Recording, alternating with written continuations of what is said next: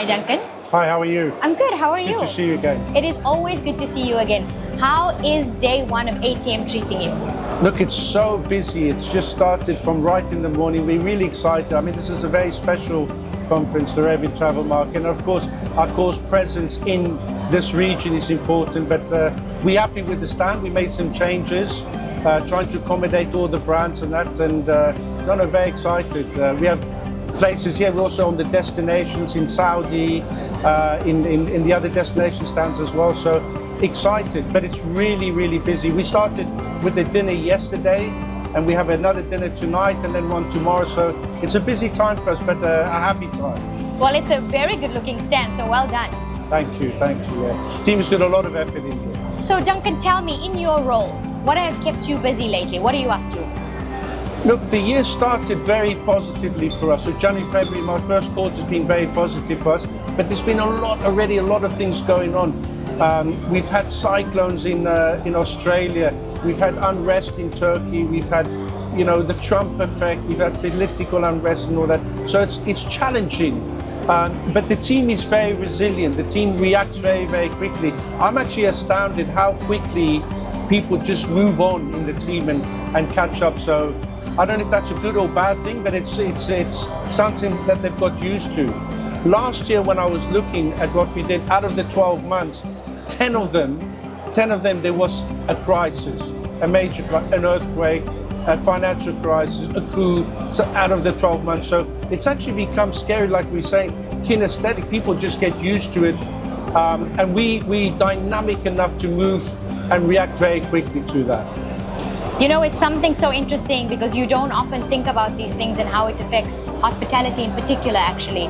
You guys obviously are very aware of these things, but on the outside, one doesn't always think the impact, that it has in the hotel region. So I suppose having to quickly, even though it's a little desensitizing, but having to move on quickly is very beneficial for the business. Look, being reactive is beneficial, and nowadays it's just a need.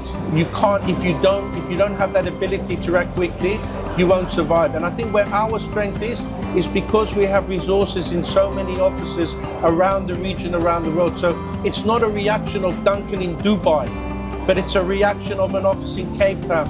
It's a reaction of an office in Istanbul. It's a reaction of an office in Jakarta. And so that decentralized approach that we have makes us stronger. Very nice. You manage a very big portfolio. And how do you keep all the brands creative and individualized within such a massive brand like Accor? The most important things we have are our brands and our people, our artists. And then of course the contracts behind it. But the brands are so important, and we really put in a lot of, especially in the last years, a lot of effort in protecting the brand. We've cleaned the brand, so some hotels which are not up to par and are not moving forward and will not move forward, we've encouraged to leave the portfolio. So we protecting the brand that side, but the creativity as well is absolutely immense as well. And so our strength again is that our core strength, where we associate, for example, with Ennismore, that really wild lifestyle, very, very successful food and beverage lifestyle approach.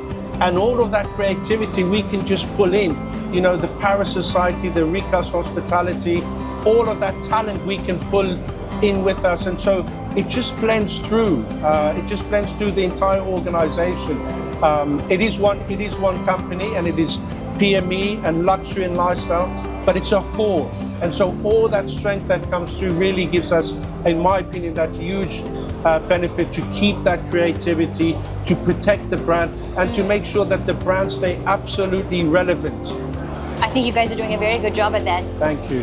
What is one really bold move, in your opinion, that mid-scale brands can make to stay future-proof? I think the one bold move, or one example of a bold move we're doing in the mid-scale, for example, would be on our ESG, on our environment, social, and there specifically, I'll give you an example in Novotel, where we signed with the World Health Organization. That's really important, and so compared to our competitors, I believe that we are further in ESG, only because we're a European company, we get regulated very stringent by the European Charter, but we've rolled that out throughout all our hotels. And so being very relevant, staying really local, so being international, staying local, only buying local products, local dishes, really doing that through in food and beverage is one example, associating with the World Health Tourism and these sort of benefits really give us that advantage there. I love So it. I think staying relevant, because the customers expect that, our clients expect that, our clients expect us to be not just talk about it, be really serious about it in terms of our responsibilities. You know, and that motto we have, that purpose statement, pioneering the art of responsible hospitality, connecting cultures through heartfelt care. We really believe that, and I think those sort of things you will really see into the mid-scale brands, that belief and that value. Staying on that word that you mentioned about connection, ATM's theme this year is all about connecting through travel and innovation. Is there any particular trends that fascinate you 2025? I think it's the one trend that's already started, which we see, is obviously in Asia, and specifically as well, we see a lot of that in India. We have a huge presence in India, and we're making a huge bet on India. We're going to double down in India, hire more developers and really grow. And we have the ultimate partner there with Indigo, the airline. We partner with them, and we're going to really drive. And why? Because that middle class, that Asian middle class and that Indian middle class is going to travel. You've seen that by, you know, in India, they put the two largest aviation orders in history, one from Indigo and one from Air India, in terms of their need to fly people in India and outside India. And so I think that trend of that middle class, that Asian class, traveling and going outbound is going to be absolutely huge. And Accor, where we are, that's all 6-7 hour flights. That's all where we are. That's where we are the biggest. So we're excited about it. It's a huge trend, it's an important trend, and it's one that we're excited about. I'm excited to see what you guys do with that trend this year too. Okay, so final question before I let you get back to your day.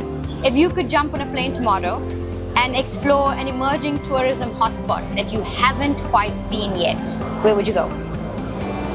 I don't know if it's emerging. And I was born in Africa, in South Africa. It's very dear to me. But I've never been to Madagascar, and I have no friends who've been there, and I hear it's absolutely stunning. And so that would be my dream, to go there. Thank you so much.